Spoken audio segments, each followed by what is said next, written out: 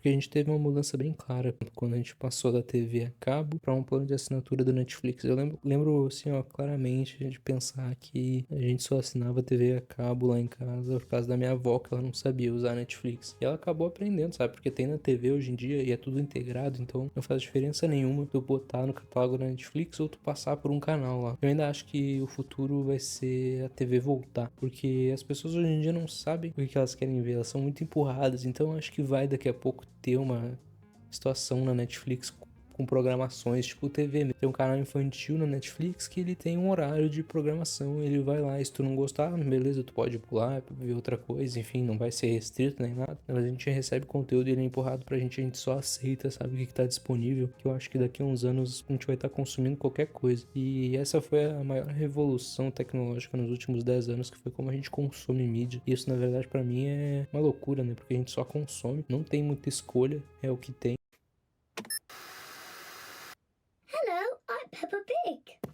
Às vezes tu não tá assinando todas as plataformas de streaming, tu não consegue ver tudo que tu quer, se tu não recorrer a meios ilegais no Brasil. Eu realmente acredito que foi uma revolução tecnológica muito grande a questão do streaming, né? Dessa era de mídia de entretenimento totalmente digital, e a gente não tem quase nada de mídia física. Muitas vezes a gente tem, a gente acaba nem usando, nem consumindo. Por exemplo, eu tenho aqui um CD do Led Zeppelin e eu tenho lá atrás um LP do Led Zeppelin, que coincide de ser o mesmo e coincide de eu ter comprado mesmo e ter ouvido os dois muito pouco.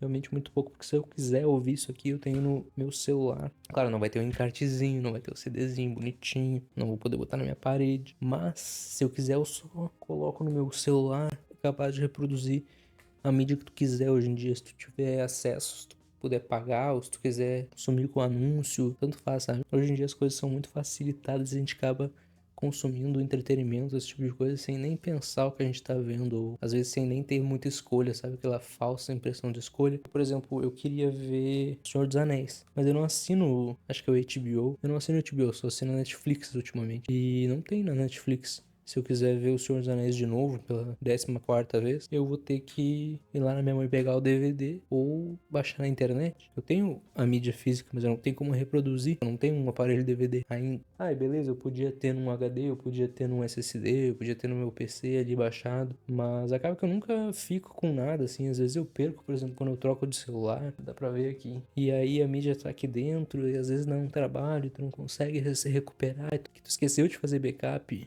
E aí eles estragaram. E aí tu não recupera nada. E aí tu perde as fotos ou tu não paga o Google Armazenamento lá, sei lá, o nome dessa merda, que eu não paguei esse mês. E eu tenho 200 GB que continua lá, mesmo não tendo pago. E aí talvez seja melhor tu ter tuas fotos num álbum, porque as fotos de quando eu nasci ainda estão na sala da casa da minha mãe, embaixo do armário, um álbum de fotografia. Então lá, sabe? Sim, se eu não tivesse, por exemplo, o backup do Instagram, eu teria perdido um monte de foto do meu cachorro quando ele era filhotinho. A gente tá perdendo muita coisa, a gente tá perdendo muita memória, muita... Eu não digo assim, nem perdendo de deixar de existir, mas a gente às vezes não dá valor mais pra isso, não dá valor mais pra nossa história, para as coisas que a gente gosta, pro que a gente gosta de ver, porque a gente tem muito acesso a conteúdo e muito acesso à informação. Acho que é muito importante que a gente possa tocar. Tem muito motivo pra tu ter e para tu possuir uma mídia física hoje em dia, vai muito além de serviços de assinaturas e de não ter mais acesso na internet, porque isso aí, vamos convenhamos, é uma coisa meio, tá, é meio besteira assim, se for parar pra ver, mas tu ter esse acesso a esse tipo de coisa pode ser algo que fez parte da tua história, que tu queira guardar, ou simplesmente alguma coisa que tu não quer perder, algum desenho muito específico da tua infância, ou algum filme muito específico que tu gosta de ver, que tu não acha em lugar nenhum, como por exemplo o filme Powder, que é um dos filmes preferidos da minha namorada, e a gente não acha em lugar nenhum assistir em streaming, esse tipo de coisa. Ou a saga do Silent Hill, acho, alguns filmes do Silent Hill que também não tem streaming aqui no Brasil, tu tem que usar um VPN pra assistir. Então se tu tiver essas coisas, vai ser muito mais fácil de tu consumir e de tu ver aquilo que tu realmente gosta, do que tu tem que abrir mão e assistir alguma coisa que tá disponível pra ti naquele momento, que tu tem que pagar todo mês pra talvez conseguir assistir o que tu quer ver. Então não é sobre tu comprar ou sobre tu ser um acumulador ou uma pessoa minimalista, consome tudo digitalmente, não tem mais nada físico. É sobre dar o valor ao teu tempo e viver do jeito que tu realmente quer viver. E se tu se importa com entretenimento, com conteúdo digital, com livros, com tudo que envolve história humana e pessoas compartilhando histórias, tudo que envolve entretenimento e cultura, eu acho que é uma reflexão que vale a pena fazer. Se tu tá só consumindo ou se tu tá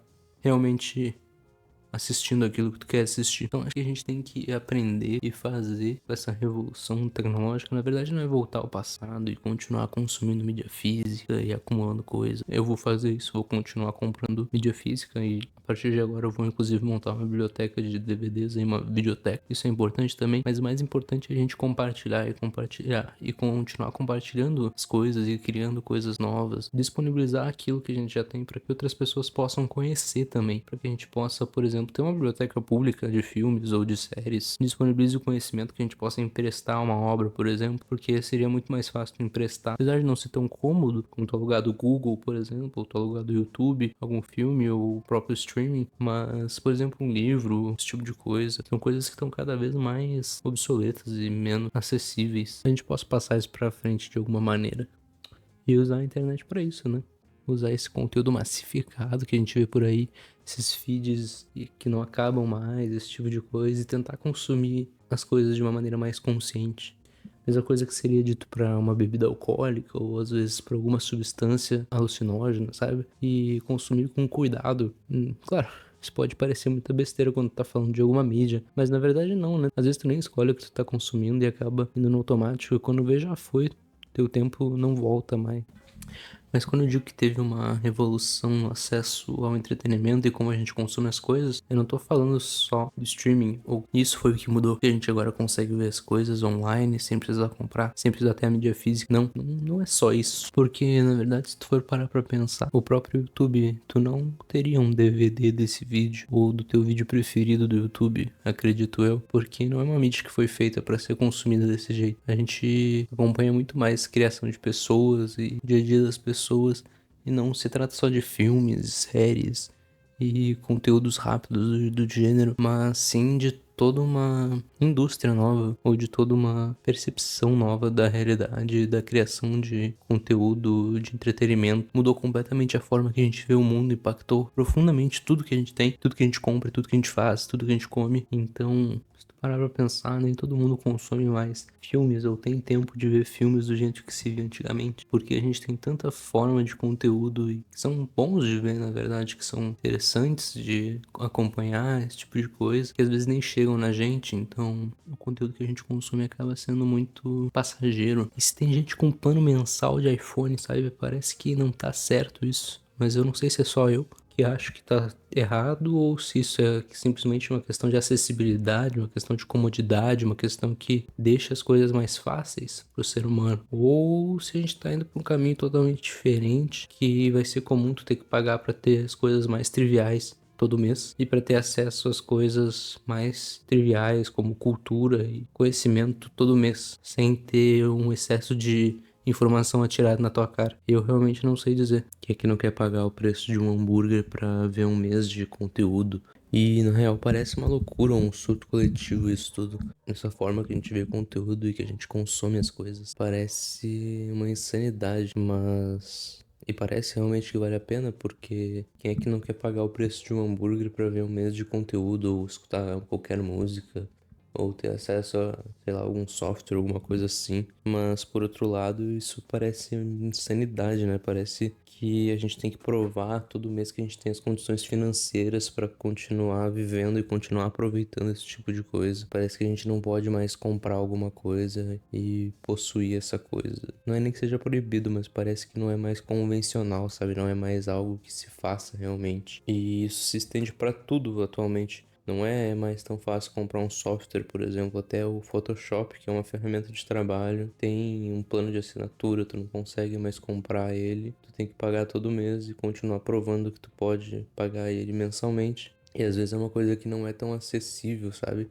Ou então uma empresa te convida para pagar R$ 9,90 para te poder guardar as tuas próprias fotos no teu próprio celular. E a gente acaba sendo refém desse tipo de serviço, até mesmo. Parece que a gente vira refém desse consumo mensal e isso, de certa forma, é muito inteligente por parte de quem detém esses meios, né, esses produtos. E eu não duvido que futuramente até o celular que a gente use tenha um plano de assinatura. Então a gente compra o celular, mas para poder usar o software que está dentro dele, a gente tem que pagar um plano mensal. para continuar reafirmando que a gente pode comprar aquele produto, que a gente pode ter aquele produto. Isso recentemente aconteceu com uma marca de carro, né, que fizeram um carro que algumas características do carro só eram liberadas se tu pagasse um plano de assinatura mensal, como o aquecimento dos bancos ou potência do motor elétrico, né, para aumentar a potência. Tu pagava uma assinatura mensal e teria acesso a essas características que o carro só comprando não tem. E isso pode se estender para qualquer coisa numa era digital, né? No momento que a gente vive.